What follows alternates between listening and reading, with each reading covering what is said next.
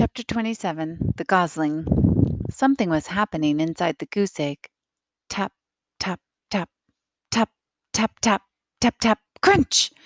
A tiny bill poked through the eggshell, peeped once, and then continued crunching away. The hole grew bigger and bigger, and then, like a robot breaking from a crate, the hatchling pulled himself out into the world. He lay quietly in his nest with his eyes closed, surrounded by chips of broken shell. And when his eyes slowly winked open, the first thing he saw was the robot looking back. "Mamma! Mamma!" peeped the gosling. "I am not your mother," said the robot. "Mamma! Mamma!" "I am not your mother." "Food! Food!" The gosling was hungry. Of course he was. So using her friendliest voice, Roz said, "What would you like to eat, little darling?" "Food!" was the only response. The hatchling was far too young to be helpful. Roz needed to find a grown goose, so she scooped up the nest with the gosling inside, placed it on her flat shoulder, and marched through the forest, searching for geese. Chapter 28 The Old Goose. Ordinarily, the forest animals would have run away from the monster, but they were awfully curious why she was carrying a hatchling on her shoulder. And once Roz explained the situation, the animals actually tried to help. A frog pointed Roz up to the squirrels. A squirrel recommended that she speak with the magpies, and then a magpie sent them over to the beaver pond. The ground grew soggier, the grass grew taller, and soon the robot and the gosling were looking across a wide, murky pond. Dragonflies buzzed through the reeds, turtles sunned themselves on a log, schools of small fish gathered in the shadows, and there, floating in the center of the pond, was an old gray goose. "A very good morning to you," the robot's friendly voice boomed over the water. "I have an adorable little gosling with me." The goose just stared. "I am in great need of your assistance," said Roz. "Actually, the gosling is in need of your assistance." The goose didn't move. "Food!" peeped the gosling. "Food! Food!" That tiny voice was more than the old goose could bear, and she began gliding across the pond and squawking to the robot. "What are you doing with that hungry hatchling? Where are his parents?" "There was a terrible accident," said Roz. "It was my fault. This gosling is the only survivor." "If there was a terrible accident, why does your voice sound so cheerful?" The goose flapped her wings. "Are you sure you didn't eat his parents?" "I am sure I did not eat his parents," said Roz, returning to her normal voice. "I do not eat anything, including parents." The goose squinted at the robot. Then she said, "Do you know who his parents were?" "I do not know." "Well, they must have belonged to one of the other flocks on the island, because nobody in my flock is missing. Will you take the gosling?" "I most certainly will not," squawked the goose. "I can't take in every orphan I see. You say this is your fault. It seems to me that it's up to you to make things right." "Mamma! Mamma!" peeped the gosling. "I have tried to tell him that I am not his mother," said the robot, "but he does not understand." "Well, you'll have to act like his mother if you want him to survive." There was that word again, act. Very slowly the robot was learning to act friendly. Maybe she could learn to act motherly as well. "You do want him to survive, don't you?" said the goose. "Yes, I do want him to survive," said the robot, "but I do not know how to act like a mother." "Oh, it's nothing. You just have to provide the gosling with food and water and shelter. Make him feel loved, but don't pamper him too much. Keep him away from danger, and make sure he learns to walk and talk and swim and fly and get along with others and look after himself. And that's really all there is to motherhood." The robot just stared. "Mamma, food!" said the gosling. "Now would probably be a good time to feed your son," said the goose.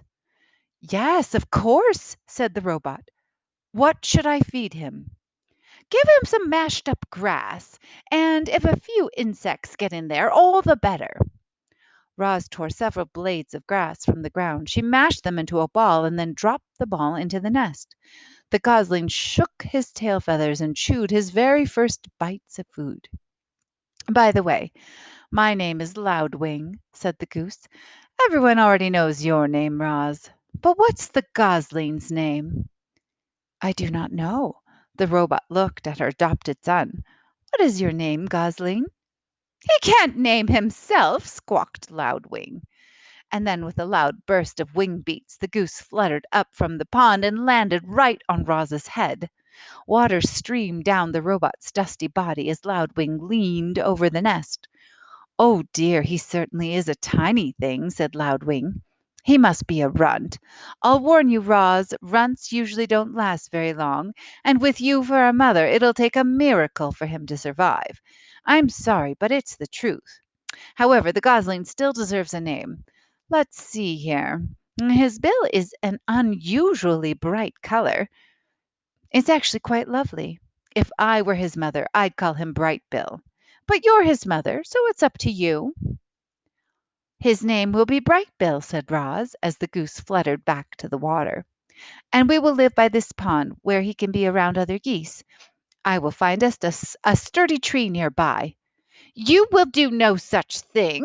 The goose flapped her wings. "A tree is no place for a gosling. Bright Bill needs to live on the ground like a normal goose." Loudwing sized up the robot. "I suppose you two will need a rather large home. You'd better speak with Mr. Beaver. He can build anything. He's a little gruff at times, but if you're extra friendly, I'm sure he'll help you out. And if he gives you trouble, remind him that he owes me a favor." Chapter 29. The Beavers. Every day the beavers swam along their dam, inspecting and repairing it. The wall of wood and mud allowed only a trickle of water to pass through, and it had turned a narrow stream into a wide pond that many animals now called home. As Roz and Brightbill walked around the pond, they passed hundreds of chewed up tree stumps, proof that the beavers needed a constant supply of wood, and this gave Roz an idea. The robot swung her flattened hand, and the sounds of chopping wood echoed across the water. They were soon replaced by the sounds of footsteps and shaking leaves as the robot carefully walked along the beaver dam with a gosling on her shoulder and a freshly cut tree in her hands. The beavers floated inside their lodge and stared at the bizarre sight with open mouths until Mr. Beaver slapped his broad tail on the water, which meant, "Stop right there." The robot stopped. "Hello, beavers. My name is Roz, and this is Bright Bill. Please do not be frightened. I am not dangerous." She held out the tree. "I have brought you a gift. I thought perhaps you could use this in your beautiful dam." "No, thanks," said Mr. Beaver. "I have a strict policy never to accept gifts from moths." "Don't be ridiculous," interrupted Mrs. Beaver. "We can't let a perfectly good birch go to waste." "I'm afraid I must insist," said Mr. Beaver. Mrs. Beaver turned to her husband. "Remember how you asked me to point out when you're being stubborn and rude? Well, you're being stubborn and rude." Then she turned back to Roz. "Thank you, monster. If you'd be so kind as to drop the tree in the water, we'll take it from there."